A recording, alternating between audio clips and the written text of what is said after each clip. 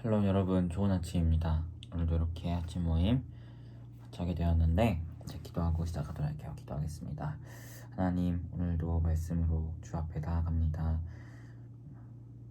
말씀이 우리 심령과 우리 삶을 변화시킴을 경험하게 하시고 오늘 하루 살아갈 때에 하나님이 계시하신 그 말씀을 힘입어 또 하나님의 기쁨이 되는 삶을 주 앞에 살아내며 나아가는 우리 비풀이 될 수 있도록 이런 성령의 조명하심을 우리에게 허락하여 주시옵소서.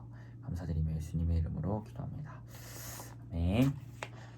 오늘 살펴볼 하나님 말씀은 룻기 2장 1절에서 13절입니다. 5월 3일 화요일 본문 룻기 2장 1절에서 13절 말씀 제가 읽도록 하겠습니다. 나오미의 남편 엘리멜렉의 친족으로 유력한 자가 있으니 그 이름은 보아스더라. 모압 여인 룻이 나오미에게 이르되 원하건대 내가 밭으로 가서 내가 누구에게 은혜를 입으면 그를 따라서 이삭을 주겠나이다 하니 나오미가 그에게 이르되 내 따라 갈지어다 하매 룻이 가서 베는 자를 따라 밭에서 이삭을 줍는데 우연히 엘리멜렉의 친족 보아스에게 속한 밭에 이르렀더라. 마침 보아스가 베들레헴에서부터 와서 베는 자들에게 이르되 여호와께서 너희와 함께 하시기를 원하노라 하니 그들이 대답하되 여호와께서 당신에게 복 주시기를 원하나이다 하니라. 보아스가 베는 자들을 거느린 사환에게 이르되 이는 누구의 소녀냐 하니 베는 자를 거느린 사환이 대답하여 이르되 이는 나오미와 함께 모압 지방에서 돌아온 모압 소녀인데 그의 말이 나로 베는 자를 따라 단 사이에서 이삭을 죽게 하소서 하였고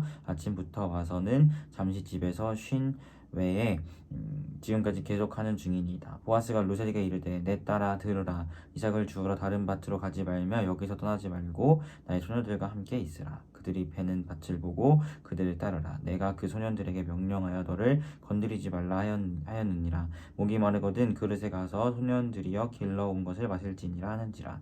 룻이 엎드려 얼굴을 땅에 대고 절하며 그에게 이르되 나는 이방 여인이거늘 당신이 어찌하여 내게 은혜를 베푸시며 나를 돌보시나이까 하니 보아스가 그에게 대답하여 이르되 내 남편이 죽은 후로 내가 시어머니에게 행한 모든 것과 내 부모와 고국을 떠나 전에 알지 못했던 백성에게로 온 일이 내게 분명히 알려졌느니라. 여호와께서 내가 행한 일에 보답하시기를 원하며 이스라엘의 하나님 여호와께서 그의 날개 아래에 보호를 받으러 온 내게 온전한 상 주시기를 원하노라 하는지라. 룻이 이르되 내 주여 내가 당신께 은혜 있기를 원하나이다. 나는 당신의 하녀 중 하나와 같지 못하오나 당신이 하늘을 위로하시고 마음을 기쁘게 하는 말씀을 하셨다 하니라. 아멘. 20분 동안 묵상하며 나아가도록 하겠습니다.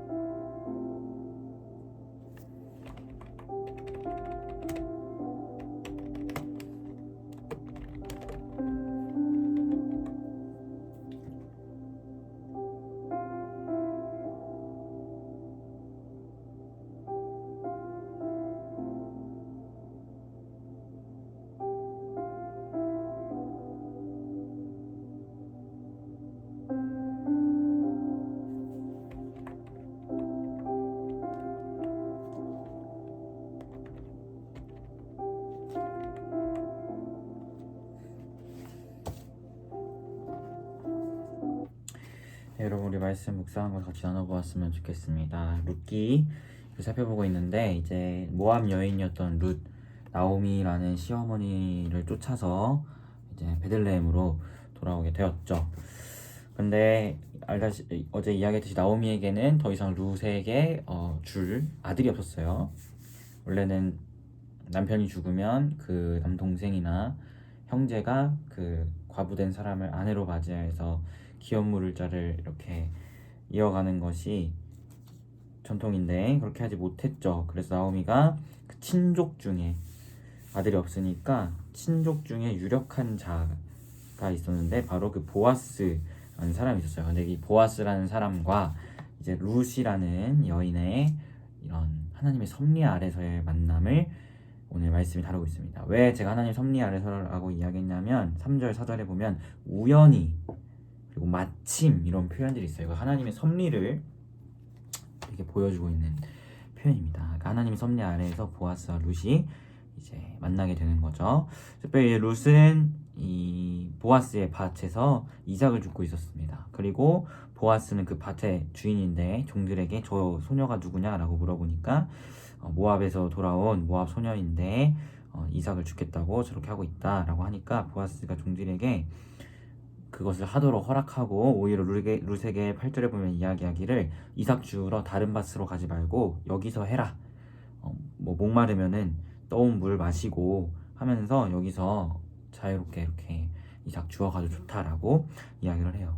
뭐 이같이 보아스가 룻에게 이 같은 은혜를 베푼 게 무슨 남자가 여자를 어떻게 꼬셔보겠다고 그런 것이 절대 아니라 율법을 보면 이런 이삭 줍는 자, 나그네나 이런 이방의 거류민들 또 가난한 자들이 이삭을 줄 때 내쫓지 말고 그런 것들을 할 수 있게끔 하는 율법이 있어요. 그 율법에 따라서 보아스가 룻에게 그런 은혜를 베푼 것이죠. 그래서 룻이 이야기해요. 어떻게 나에게 이런 은혜를 베푸십니까? 라고 하니까 보아스가 네가 행한 일을 내가 다 들었다. 남편이 죽은 이후에 시어머니를 떠나지 아니하고 그녀를 시어머니를 쫓아와서 그런 시어머니에게 행한 베푼 너의 은혜를 내가 다 들었고 그 은혜에 대해서 하나님께서 너에게 그 행한 일에 보답하시기를 원한다 라고 하면서 하나님이 너에게 그 같은 너가 시어머니를 위해서 행했던 그런 일에 상을 주시길 내가 원해 라고 이야기를 하는 것을 우리가 말씀을 통해서 보게 돼요. 그런데 그런 상을 주시길 원하고 하나님의 은혜가 룻에게 있기 원해 라고 이야기하는데 그 은혜가 흘러가는 통로가 지금 누구예요? 바로 그 이야기를 하고 있는 보아스라는 것을 우리가 말씀을 통해서 보게 됩니다. 즉 보아스가 그러니까 하나님께서 이 룻이 시어머니 나오미에게 행했던 그런 세심한 배려와 또 헤세드의 은혜들을 하나님께서 룻에게 갚아주시고 보답해 주시기를 내가 바래라고 보아스가 축복하며 이야기하는데 그 축복의 통로, 그 은혜의 통로가 지금 보아스가 되고 있다는 것을 우리가 보게 돼요. 왜냐하면 그 보아스의 밭에서 룻이 은혜를 입어 이삭을 자유롭게 주실 수 있고 다른 밭에 가지 않고 그 밭에서 목마르면 물을 마시고 이런 은혜들을 누리게 되었잖아요. 보아스를 통해서. 즉 보아스를 통해 하나님의 은혜가 흘러감을 너에게 하나님의 은혜가 있길 바래라고 말하는 그 보아스를 통해서 하나님의 은혜가 룻에게 흘러감을 우리가 말씀을 통해서 보게 됩니다. 그런데 그 은혜가 흘러갈 수 있었던 보아스를 통해서 그 은혜가 흘러갈 수 있었던 비결이 무엇이냐? 바로 하나님의 말씀에 순종하는 자였다라는 것이죠.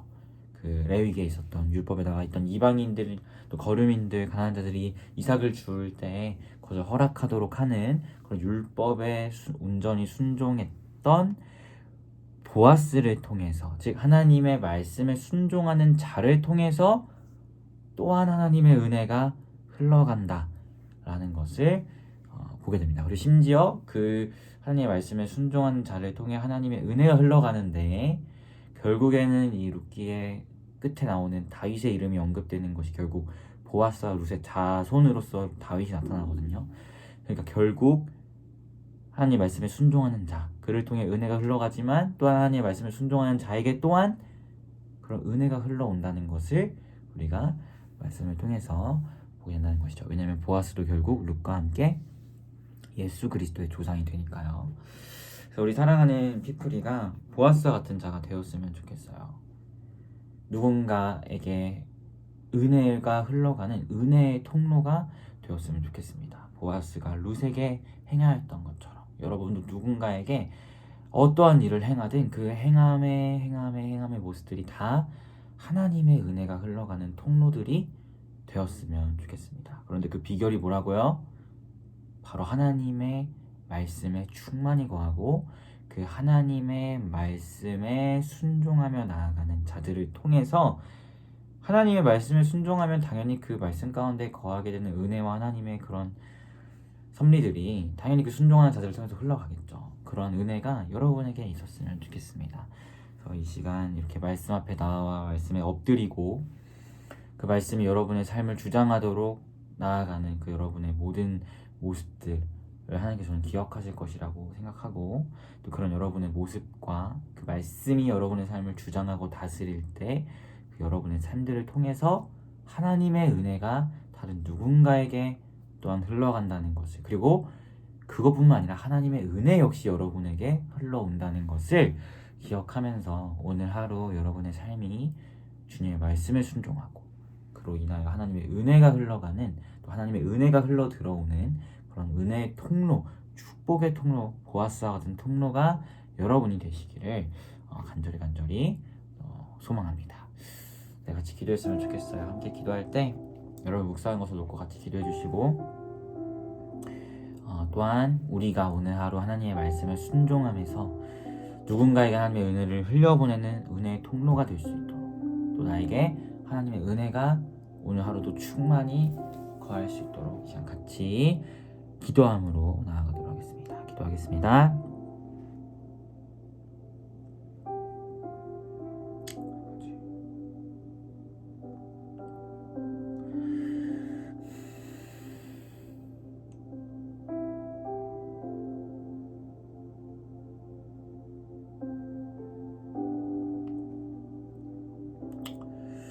기도하겠습니다. 하나님,